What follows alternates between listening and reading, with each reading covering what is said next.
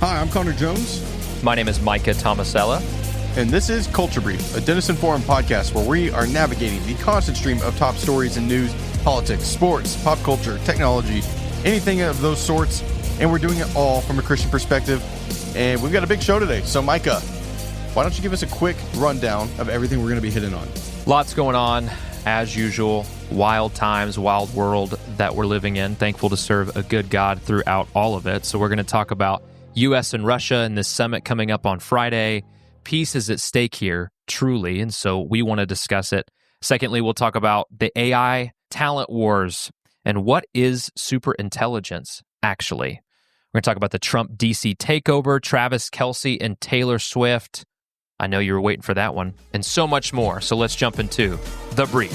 The Brief. All right, so this U.S.-Russia summit that's coming up, and really, I phrase it as peace is at stake because that's truly what it is. I mean, this is unprecedented times. So this episode will drop on August 14th.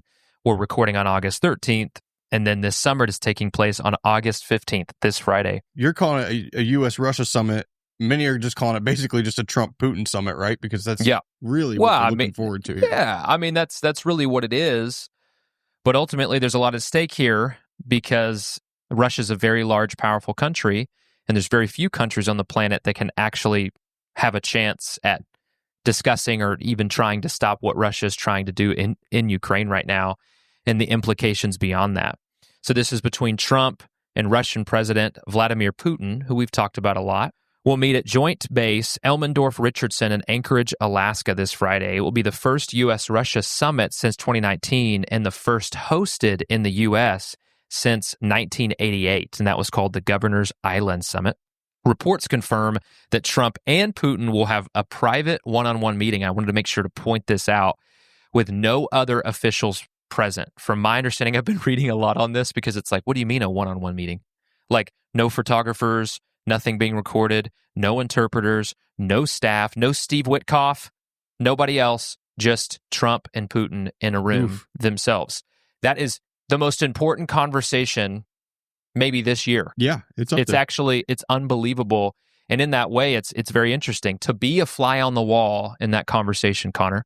The stakes, the tension in that room are going to be so high. And then, whatever is determined, whatever is said, you're going to have to trust their word for it, right? Like, there's no one else to be able to confirm or deny what happens. So yeah, I was thinking about that too, but ultimately they can say whatever they want. But for these things to be lasting, we'll kind of talk about what's at stake here in a minute. It has to be ironed out and written out. And so, Trump is really zeroing in on, I want to look Putin in the eye and I want to actually gauge if he's actually open to peace at all. And so this meeting kind of seems cobbled together, seems to be happening quickly. These types of meetings before are scheduled a year in advance, months in advance, give you all of this time to prepare for it. This is mano a mano. This is alpha versus alpha in the same room. It's interesting. Yeah, it shows a little bit of power, but also maybe a little bit of desperation. Like, we need to get this done. We need to close a deal here. Yeah, they both have strong reasons of wanting to get this done. It's just who's going to blink first. So the White House has described the gathering as a listening exercise intended to assess whether meaningful diplomatic progress is actually possible, if it's something that can actually happen. As of now, Ukrainian President Volodymyr Zelensky will not attend in person. And I'm saying as of now because these things can be pretty fluid and can change. This decision has raised concerns among Ukrainian officials and European officials who worry Ukraine could be left out of these critical decisions that do involve them. So here's the key issues on the agenda for the summit. The summit will focus on the war in Ukraine, which is entering its fourth year. Talks are expected to center on the possibility of a ceasefire, territorial disputes, and the framework for any potential peace deal is kind of what's going to be broached in this summit. President Trump has suggested that territorial swaps could be a part of the solution, but Zelensky has already said multiple times that such proposals like swapping land or giving up land that's been conquered by Russia already is off the table. He's rejecting it. He's stating that they violate Ukraine's constitution and it could invite further Russian aggression. So Putin's objectives are likely to include international recognition of Russia's control over Crimea, which he gained in 2014, but he wants that to be officially recognized. And then the territories it currently occupies through this war, Donetsk, Luhansk, Zaporizhzhia, and Kherson. He They're may hard, also. man. It's hard. I really Those tried. Eastern Bloc names. I even practiced before, and I still feel like I fumbled the Your back. practice did not show. Yeah, it did not show, man. Oh well, I mean that third one. That's a tough one with the There's Z. 3 Z's anyway. in that word. Yeah, I think there's 4. He may also seek to limit Ukraine's military capabilities and restrict its security partnerships with Western nations. So, I mean, if Putin gets his way, he gets to keep the territories that he's already conquered, and then he gets to keep Ukraine virtually defenseless. So Putin's going to want to keep the land he's gotten and then stop them from joining NATO, which would be a defense pact, which could defend them, and then it would actually force other nations to come in to their defense. But let me give you some historical context and just the human cost of this war so far. It's very easy to get lost in the shuffle of, hey, this is all really important conversations and details, and this is all high stakes, but we can quickly forget all the senseless life lost and just the toll this war has taken. So Russia's full-scale invasion began in February of 22. So Ukraine did a very good job of initially repelling this invasion, especially from their capital city, Kiev. But Russia has steadily advanced in the east, and many of their towns have fallen. And so diplomatic engagement has been minimal since spring 2022. So when the invasion started, there hasn't really been much conversation that's actually leading to any kind of diplomatic end to this conflict between Russia and Ukraine. But Anchorage, Alaska was chosen for both its historical symbolism, as Alaska was once a Russian territory, and for practical reasons. The U.S. is not a member of the International Criminal Court, and therefore they're not obliged to enforce the ICC arrest warrant against Putin, because he does have a warrant out for his arrest from ICC. And so they're meeting on American soil. This war has come at a staggering human cost, though. As of mid-2025, estimates show over 250,000 military deaths and up to 1 million casualties overall killed on both sides, but a lot of it on the Russian side. Civilian death and injury numbers in Ukraine exceed 47,000, close to 50,000, with tens of thousands who have not been recorded. Over time, it will most likely be more. Ukrainian military deaths range from 60,000 to 100,000 confirmed, with substantial numbers missing or wounded across both sides. So again, I think it's easy to dig into the chess match of war and forget about all the loss of life. It's really just sad. What are your thoughts, Connor? It is sad. And every day this war extends, the more lives that are lost, the more lives that are deeply impacted, the more towns that are destroyed. And yeah, Russia is in the middle of this advance right now, and they're taking more territory by the day. They've been taking towns over the last few weeks. So the longer this gets delayed, the more they may be able to take more towns, or maybe it gives Ukraine forces more time to fight back and get more of those towns back in their land. Right now, I don't know how Zelensky, Trump set it back. Was that Oval Office spat with him and Zelensky? That was in like February, March. And Trump was like, you don't really have any cards here because Russia has taken your land. Like, you don't really get to just say you can't have it without fighting and he back doesn't. And getting it. I mean, it's unfair, right? But he really doesn't. He doesn't. And it's really hard because you want Ukraine to have their land. Like, that is so tough. But like, at some point, if there's going to be an end to this conflict, I don't know what the perfect deal here is. And this is not my land, and I'm not in Russia. I'm not in Ukraine, and neither is Trump. So he's kind of an interesting middleman here. I know. Well, I do think it's interesting that Zelensky's between this like rock and a hard place, and he's not even in the room, at least not right now as we're recording this. That could change. And maybe this leads to a meeting between Putin and Zelensky. I'm not sure what the next steps are here to end this war, but we need to just keep praying that it ends, because every day it makes it worse and worse. I mean, and some more context too, Connor, I'm glad that you brought that up. Zelensky is meeting with Trump virtually, along with European leaders and NATO leaders, and they're all trying to get across to Trump as he's going to be walking into this room basically representing the entirety of Western civilization. Yeah. This concept of like, hey, you can't just take another sovereign nation's land by force, right? Like, all of that is on Trump's back as he's walking into this. And so I know it makes people nervous that there's going to have, this one-on-one conversation. You got to remember, Putin's a master manipulator and literally was a member of the KGB, right? So I'm not saying there's like a threat of like any physical thing happening. I'm just saying. No, but he knows how to do manipulative tactics. I just feel like this isn't the type of person that Trump normally spars with, where Trump actually might have an advantage in a lot of ways. Like, Putin knows what he's doing. He's not a good guy at all. But, that's just something to kind of keep in mind. So let me give you kind of the pros of this summit and then the cons. So pros as presented by supporters, these are just kind of, a summarization of all the ideas that I've seen. So this would open a direct line of communication between Washington and Moscow, reducing the risk of dangerous miscalculations between two nuclear powers, between two of the largest nations in the world. When a lot of those talks have stopped, there's been very little frequent communication between Moscow and Washington. Secondly, it creates possibilities for humanitarian corridors, prisoner exchanges, or other confidence-building measures that could relieve civilian suffering. Again, we have to remember, it's not just people who are fighting in the war who are dying. Civilians are dying too. And Russia has, in particular, recently been attacking apartment buildings and parks. It's been very, very sad to see some of those things. And then it gives the U.S. a rare chance to address critical issues like cyber attacks, arms control, detained Americans that Russia has right now. And then finally, it allows U.S. negotiators to actually gauge Putin's direction and disposition and position directly, actually being able to see him. There's just so many narratives swirling around this. So being able to actually get in person, and that makes sense, right?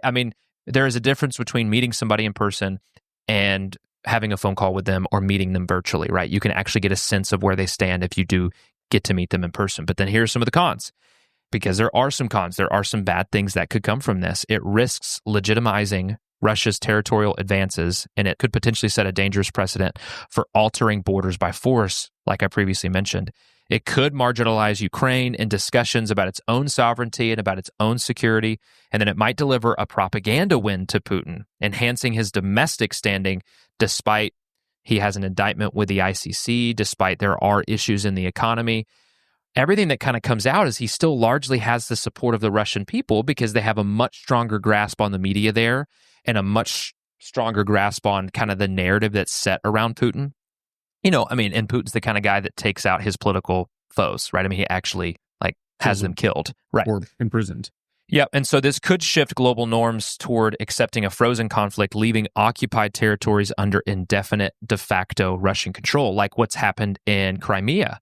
So they took that in 2014. For 11 years, it hasn't been recognized, but nobody's saying that they have to give it back either, right? Right. And so it could just freeze it with no recognition either way. So what's at stake? I'm going to give what's at stake for each interested party here. For Ukraine, the summit could determine whether Ukrainians remain fully sovereign or is forced into concessions that weaken its independence and long-term security. Again, like you mentioned, Zelensky is in a tough spot right now because in theory, it seems like he's losing on the battlefield. So if he's losing on the battlefield, then at that point, how much ground does he have to stand on to say, you can't actually take these places, you need to give them back? But then if Zelensky does give them to Russia, then he needs to have the ability to be able to sign his country up for NATO or actually have some security guarantees that Russia doesn't just come back in 5 years and try to take more, right? So there is a lot at stake for Ukraine here. For the U.S., it'll test U.S. credibility as a committed ally and champion of a rules-based international order, right? So people can get upset that the U.S. meddles in every international affair. In fact, I can kind of understand that and agree with that. Why does America have to be the world's police? At the same time, no one else is doing it. No one who wields the type of power that the U.S. has is doing anything remotely like what the U.S. has done for generations.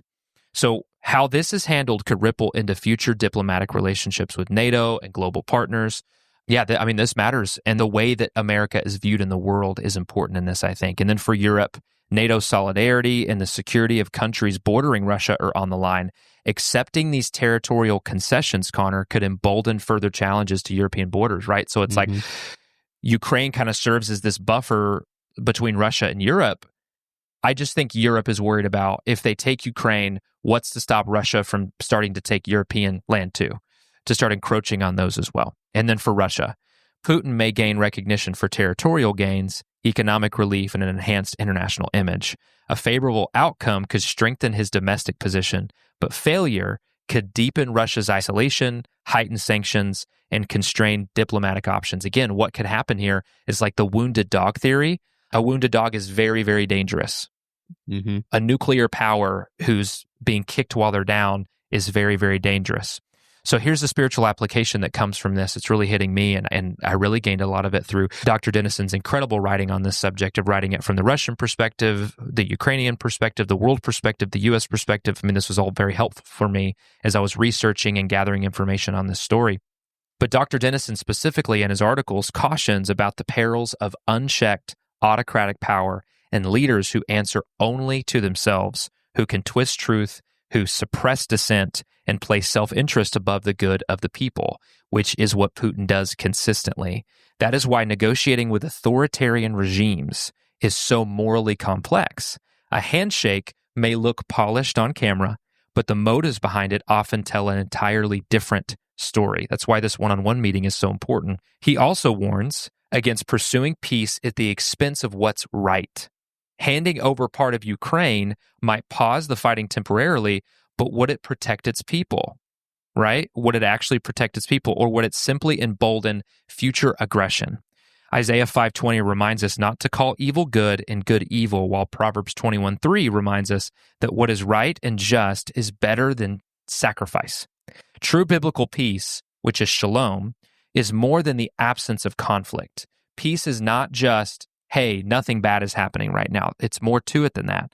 It's wholeness, it's righteousness, it's justice, all woven together. When peace is pursued without justice, it's fragile, it's temporary, and it's often unjust. This summit makes us wrestle with that tension, wanting the war to end, but not at the expense of truth or not at the expense of those who are vulnerable in this conflict.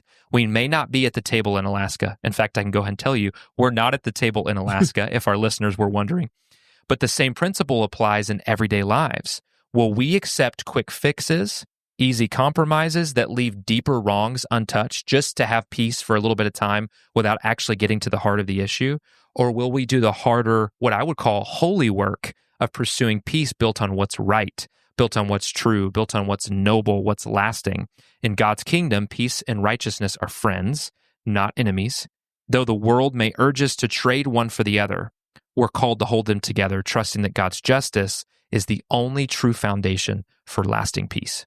Yeah, that's true. God is the only person who can provide real justice, right? Yeah. And, here on earth, we have to find ways to find justice as best we can, but it's never going to be pretty. It's never going to be perfect.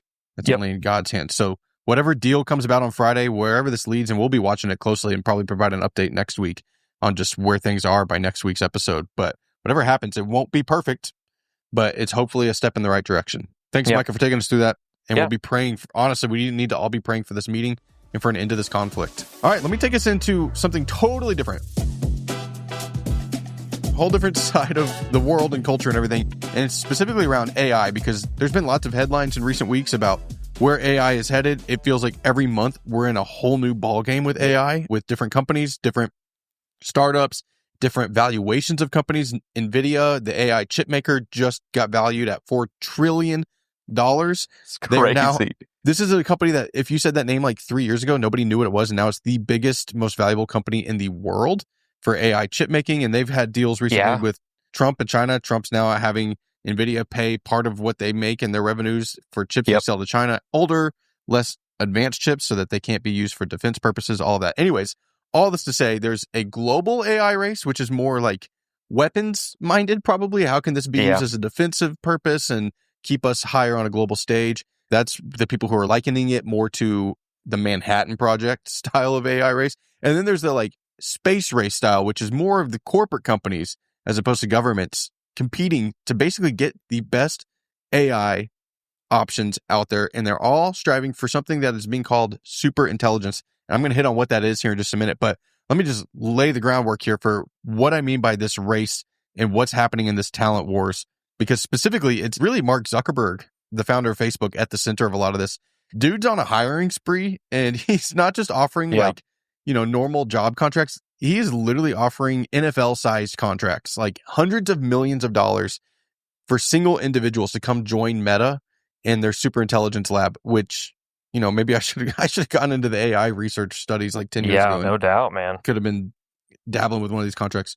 JK, I'm not that smart. These are all pretty much geniuses. And there's a lot of females that are being offered these jobs. They all know what they're doing and they're very talented. And that's why Zuckerberg wants them. And he's trying to poach them from other companies, specifically OpenAI. Sam Altman, the CEO of OpenAI, which is ChatGPT, the biggest one out there right now, has said that Zuckerberg has been offering $100 million contracts to try to poach his employees from OpenAI. Zuckerberg offered one guy not from OpenAI, but a whole different person. His name is Matt Dietke.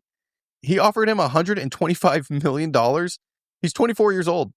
The kid denied. He rejected the offer. So Zuckerberg came back, doubled it, and he signed a $250 million 4-year contract.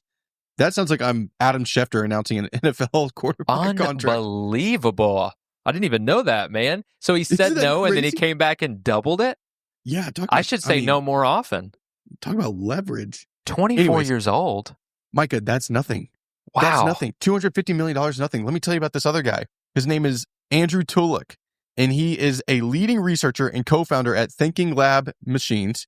This is a startup that was founded by former OpenAI Chief Technology Officer Mira Murati. I'm going to talk more about that, her and this company here in just a minute.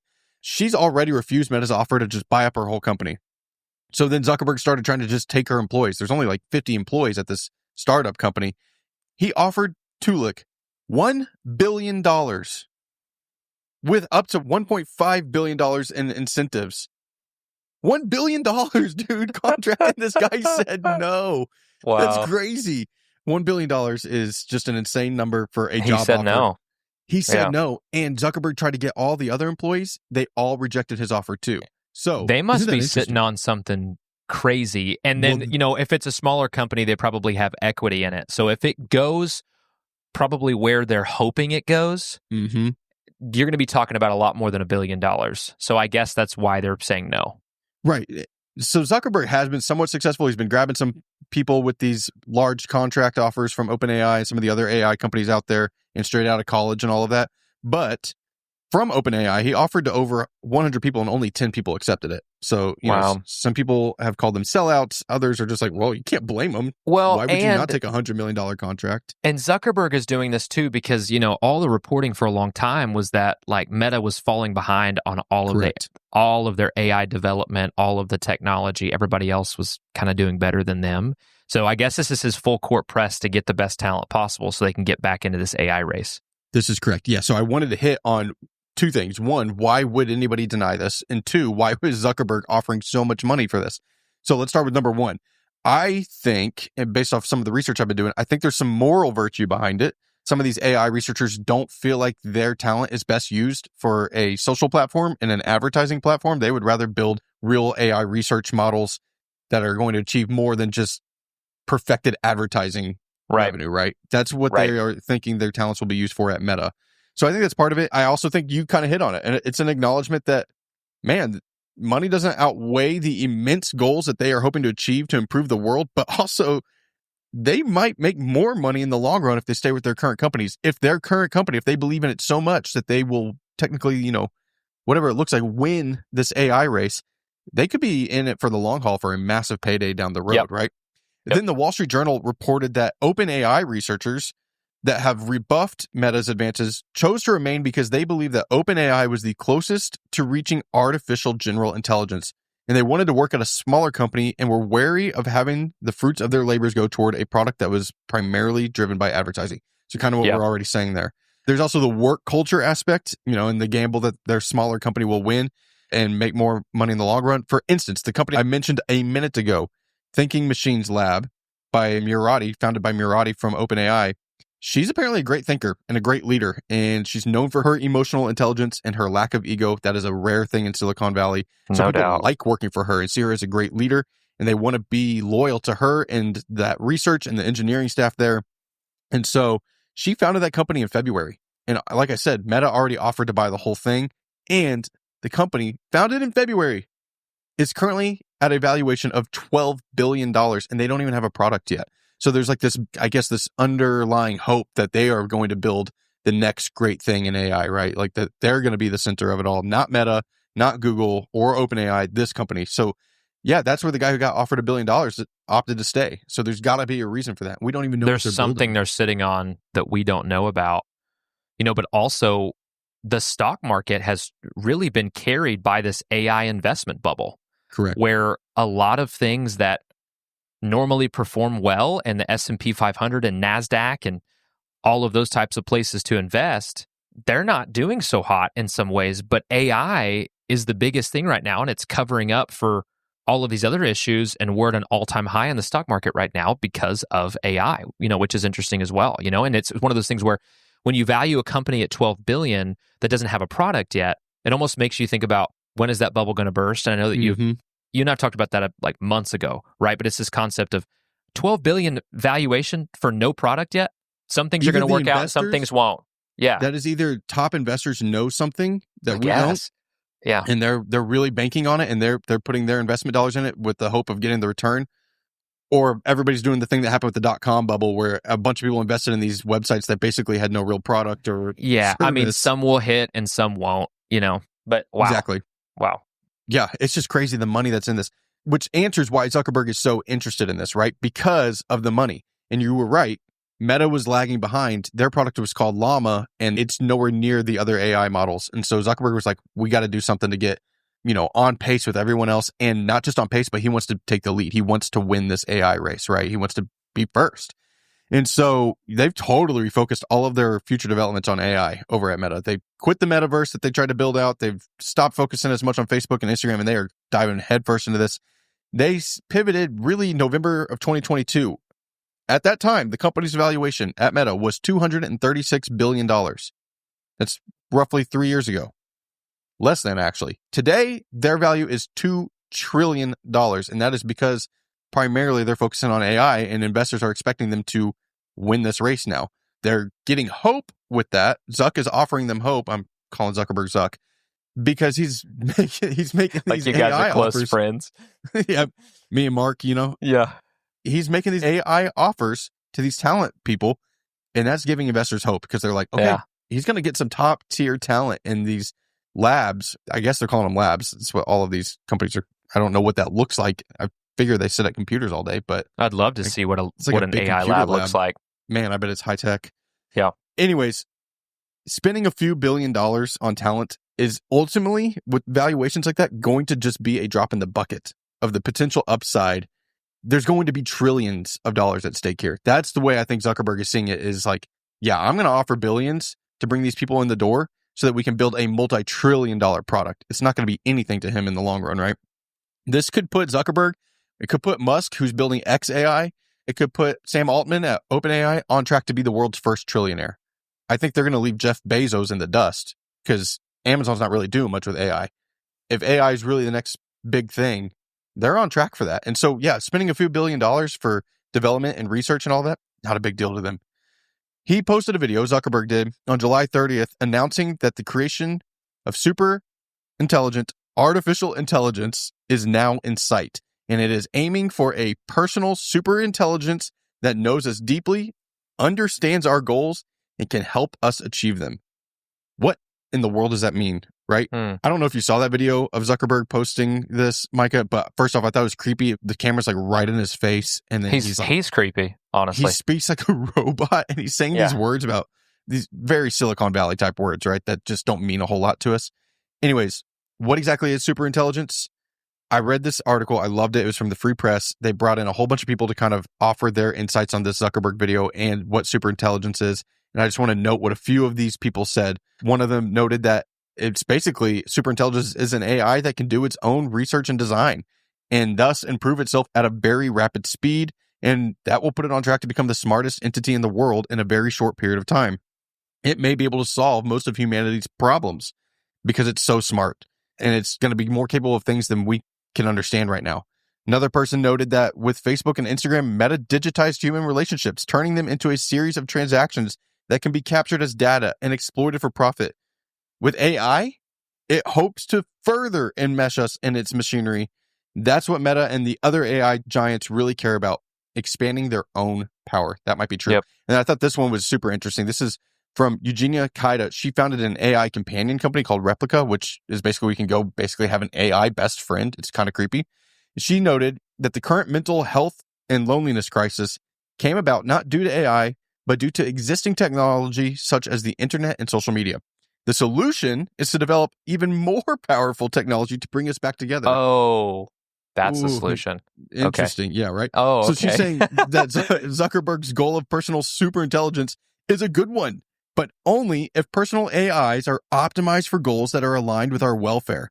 that give us purpose, strengthen our real world relationships, and improve our mental and physical health. She's basically blaming technology for where we're at, but the AI, a bigger technology, will solve our problems and give people more purpose in life. I don't know how this all plays out, but I don't imagine that's going to be a great sign. And I think you and I would both point to Christ as the person to turn to, not AI, to find your hope and purpose in the world, right? Mm-hmm. All this to say, Micah, I think it's, at least for me, it's easy to get caught up in just the unknowns of AI and where this is headed. Obviously, there's big money at stake here. There's lots of research. This is the future of our economy. And it can cause fear. It can cause anxiety because all of these stories about the impact it's going to have on the job market and the personal well-beings of ourselves, those stories are generally pretty negative out there in the headlines. And if you're not one of the people getting offered $100 million to work at a company, you might just feel powerless in this whole endeavor. I mean, obviously, a lot of us are learning how to use AI to improve our work life, maybe answer questions, even in personal life and whatnot. But it's weird. Like, I feel like we're just all hamsters on the hamster wheel here, just trying to figure it out together. We're experimental beings for these companies. But I'm reminded that AI will never be able to achieve what you and I already have, and that's a God-given purpose.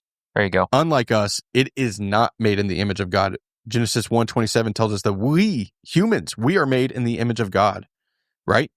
I was recently on the Faith and Clarity podcast, and one of the topics that we discussed was the rising popularity of these AI companions. They are solely designed to affirm you and make you feel better about yourself, even if it leads you down dark paths. That is not how real people operate. That's not how we as friends and as family members and as fellow Christians operate, right? We call out our fellow believers in Christ when they're going down a wayward path. Because we love them, because we're capable of love. Right. An AI companion encouraging you to dive more deeply into whatever you want to dive more deeply into. That's not love. That's not actually showing a positive path forward, right? I mean, a big part of actually discovering what true love is in Jesus is rejection of self, understanding that we are sinful and we are fallen. So yeah, there is a fundamental flaw in the AI companion model, for sure. There is.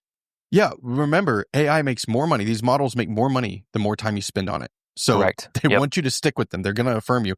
In that Free Press article, I really liked what Matt Britton specifically said. He pointed out that AI can decode complex science and math problems far more rapidly than humans, and it may even eventually cure cancer, but it will never have the emotional intelligence that comes from falling in love or seeing the birth of a child. That's true. That is reserved for humans. Yep. C.S. Lewis wrote, "There are no ordinary people. You have never talked to a mere mortal. It is immortals whom we joke with, work with, who we marry." It's a great quote from C.S. Lewis. And AI, man, it's interesting. It's powerful. It's going to change the world in some ways, but it will never be superior to humanity, for we are God's creation. It is simply a man-made creation. So just remember that. We are so much bigger and more special than AI. Great point. Ultimately, we're talking about AI, which is going to push the boundaries of everything that we know and can understand and fathom. But we are talking about what is not eternal. We're talking about something that will eventually crumble and will eventually fall when it comes to our relationship with God and being made in the image of God and having souls and tending to those souls and caring about where we end up for eternity. That's eternal. And just like everything else, AI will pass and fall away. It'll crumble. And so we have to remember that we're talking about something temporal when we're talking about AI, even though it's going to push the boundaries of anything that we could ever expect, but it's still temporal. Correct. It's still a mist, here today and gone tomorrow. So Connor, thank you for pointing us back to truth in that. Okay, so we love hearing from everyone, all of our listeners. We're going to get into some of the responses that we got on this top 10 burger list that I absolutely eviscerated because, again, it was a terrible top 10 list. But the way that we heard from you is the way that we're going to continue to encourage you, our faithful Culture Brief audience, to reach out to us, to email us your thoughts, your questions, your demands, your compliments. whatever you want to send us to culturebrief@denisenforum.org. And then you can also follow us at Culture Brief Podcast on Instagram and send us a direct message there. So, Connor, do you want to go through some of these responses that we got when we posted these polls about people's favorite burgers and, just general comments? Yeah, we got several good ones. First off, we did post a poll on Instagram. It only listed Culver's, Whataburger, In-N-Out, and then I put an other on there as well. But Culver's came in at 25% of people saying that was their favorite burger. Whataburger, though, naturally 50%, and In-N-Out 25%. Other got 0%. So people really love Whataburger, which I'm not surprised by. Amen.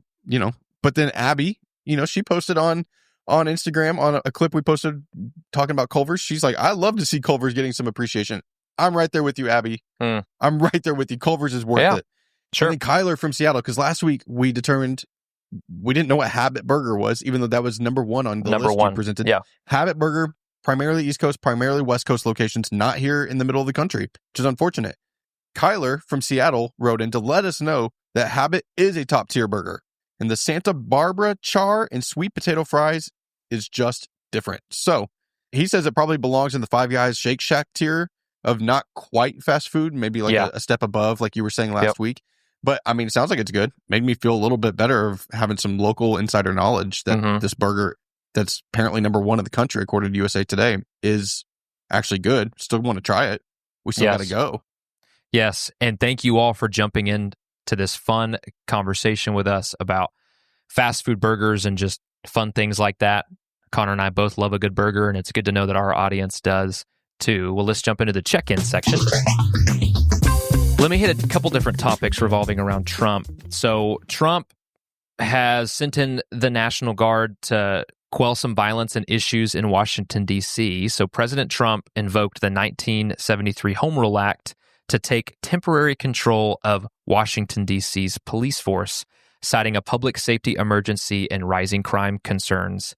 About 850 National Guard troops and federal agents were deployed, with Attorney General Pam Bondi overseeing the department in this time for the next 30 days. The move allowed for up to 30 days without Congress, but it drew sharp criticism from local leaders, but was praised by supporters as a strong response to restore order.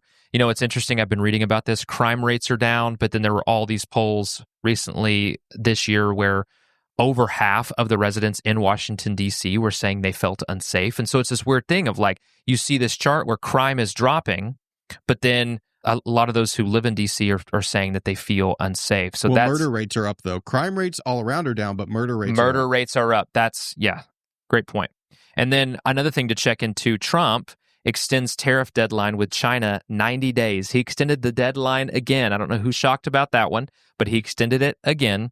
So President Trump has extended the current tariff truce with China by 90 days, delaying a scheduled increase in tariffs and duties.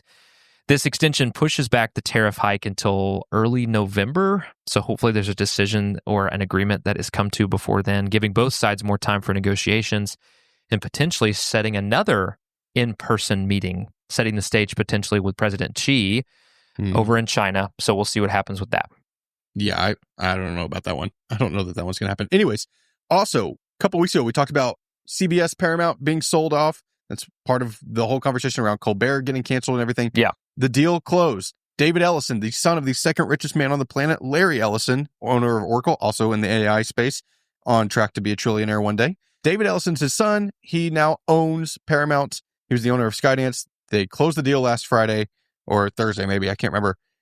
Anyways, he's taken over the company, and he made his first big splash by getting the global rights to Ultimate Fighting Championship for $7.7 billion. Yeah. The good news is, smart move. It's a smart move. Very smart move. And here's why. ESPN had the rights, but they were charging pay-per-view. You had to pay for all the fights that you wanted to watch on top of your ESPN subscription already. Yeah. Now it's just going to require that, that Paramount Plus subscription, which we both have. So where you watch certain shows on there like Yellowstone and whatnot. So a lot of people have it. You have yours because of me, right? We can't let them hear us say it, but I do think I'm on your account. I think we share an account. Don't, David, if you're listening, welcome. David Ellison would just forget You're that, right? welcome, buddy. But here's what I'll say. I'll be on your account watching UFC fights because now they're going to be streamed, and you have to pay pay-per-view. I'm excited about this. I never get to watch UFC. because I'm not going to pay $50 to watch a fight, but I will watch it if I could just turn it on. Yeah. Some of the fights are going to be on CBS too, so everybody can watch it. You don't even need Paramount Plus. The big ones. This is great news, man. It's great news, and it's great news for all simply because I think that this will hopefully start a domino effect of why on earth is it so difficult for people to watch their local sports teams, to watch really popular sporting events. They're going to have to figure something out, start bundling things together. The average American cannot afford 17 subscriptions and to pay per view the things that they want to view. So I think this is a positive step for the consumer, actually. And so we'll see how that plays out. All right, so let's talk about what to tune into this week. Connor, I have a question for you. Will Texas Democrats come home? Will Texas Democrats come back home from their vacation? I don't know. More than 50 Texas House Democrats are still refusing to return to Austin after leaving for states like Illinois and New York, and they're still there to block a Republican-backed mid-decade redistricting plan. We went through that entire redistricting process, the gerrymandering conversation, all of that, the pros and the cons, and how what's happening in Texas has been happening for a long time, and how you and I both agreed that it's not a good thing, but it continues to happen. But without the Democrats there, the House lacks the quorum needed to pass legislation, halting action on maps and other bills like, again, needed support for what happened in Kerr County after the floods, all kinds of things. So Governor Greg Abbott has ordered civil arrest warrants for the absent lawmakers, and the Texas Department of Public Safety has been directed to detain them if they re-enter the state. Republicans have also filed lawsuits aiming to force their return, while the home rule procedures allow Democrats to deny a quorum as long as they stay out of Texas. There's political pressure, daily fines, and then the risk of arrest if they come back, which could limit how long they can sustain this walkout. But in 2021, a similar standoff lasted 38 days before enough lawmakers returned. I think only like 5 more Democrats need to return, where it's like there was 97 present or something like that, and it needs to be like at least 100 or 101. And so it's not like all of them have to come back, but a few more have to come back for the House to actually start to vote. Yeah, they're not going to stay away forever. A couple other things. America's Team, The Gambler and His Cowboys, about Jerry Jones and the 1990s Dallas Cowboys. Big documentary. A lot of people looking forward to it. Drops, I think, on Tuesday. So be on the lookout for that. We'll definitely be watching it. It's going to be like that Michael Jordan documentary, The Last Dance, just chronicling a 90s dynasty that we did not get to live through. So that's going to be fun to just see how the Cowboys used to be. And when Jerry kind of knew what he was doing, he doesn't seem to know anymore. So we'll just have to reflect on that. Then also, in NFL news, Taylor Swift and Travis Kelce. They're making news because she went on his podcast. Wednesday night, that podcast released. She announced a new album. Travis Kelce's the front of the GQ magazine this week. Like, they're back on their PR tour, man. They are the couple of the century here in America. And so really, it's kind of crazy. Here's what I love about it. Travis Kelce's distracted. So all the defenses playing against him are just going to, I think, ever since this whole relationship started, he doesn't play the same as he used to. I mean, I was he's about still to say, really talented. His numbers have dropped. He's getting older too. True. But also he is kind of an icon now outside of football. He's just in Happy Gilmore too. He's on celebrity status as opposed to football status, I think. And so, anyways, I don't know what Taylor's going to say on that podcast, but obviously an album is forthcoming as well. So that's going to be a big deal. And then I just want to close this out with a cool statement from Jets quarterback Justin Fields. He said, "I'm low-key addicted to getting in my Bible. I learn something new every day, and I'm able to apply it in my everyday life. The only approval that I need is from my teammates, my coaches, and God ultimately." And that is so true. But I also want to say the Jets need a miracle. So I'm sure he is praying to God for some sort of miracle for this season because they are so bad. But good luck to you, Justin Fields. I love that statement. Oh, Justin. Yes. It's a great perspective and it's very relatable. Not just saying, it's good encouragement for us in our daily lives where you can encourage someone in your life to get into God's word, but explain why it's important to get into God's word. So Justin Fields is talking to a room full of reporters and says, I'm reading my Bible and I learn something new every day and I apply it to my everyday life. And then he talks about where his ultimate worth comes from. There's so much that anyone from anywhere can learn from that. And that's him living differently. And I'm glad that he said that. So thank you for joining us for this week's episode of Culture Brief, a Denison Forum podcast. All articles and videos mentioned will be linked in the show notes. If you enjoyed today's episode, please please subscribe and rate and review the show. And please share it with a friend. And we'll see you next Thursday.